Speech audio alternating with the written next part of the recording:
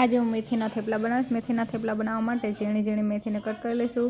ઘઉંનો લોટ લઈ લઈશું, એમાં લસણની ચટણી એડ કરી દઈશું અને સૂકા મસાલા એડ કરી દઈશું। થોડું લીંબુ નીચું, હળદર પાવડર, લાલ મરચું પાવડર, ગરમ મસાલો, તમારે આમાં જોઈતા પૂરતા મસાલા એડ કરી દેવાના અને મેં થોડો અજમો અને થોડા તલ અને સ્વાદ પ્રમાણે મીઠું, થોડી ખાંડ એડ કરીને ભરપૂર પ્રમાણમાં કોથમીર એડ કરી છે, થોડું તેલ એડ કર્યું છે। થોડું થોડું પાણી એડ કરતું જવાનું અને લોટ બાંધી લેવાનો, સારો એવો કાઠો એવો લોટ બાંધીશું આપણે।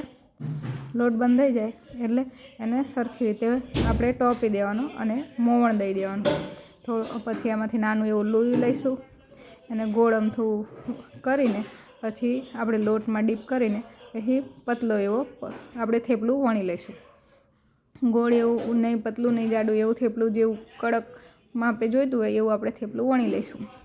થેપલું વણાઈ જાય પછી આપણે તવી ગરમ કરવા મૂકી દઈશું। કોઈ નોનસ્ટિકની, કોઈ લોખંડની એવી તવી તમે લઈ શકો છો। મેં ધીમા તાપે આ થેપલું શેકવાનું છે। ઉલટ પુલટ કરીને ત્રણેય સાઈડ આપણે બંને સાઈડ સરખી રીતે થેપલું શેકાઈ જાય પછી આપણે તેલ મૂકશું। તેલ મૂકીને આપણે ફરીથી આપણે ઉલટ પુલટ કરીને સરખી રીતે શેકી લેવાનું, એટલે એકદમ કડક થેપલું તૈયાર થઈ જશે, જે તમે અથાણા, છુંદા કે ચાની સાથે તમે થેપલું ખાઈ શકશો। મસ્ત ટેસ્ટી એવા આપણા થેપલા, લસણવાળા મેથીના થેપલા ટેસ્ટી તૈયાર છે, જે સર્વ કરવા માટે।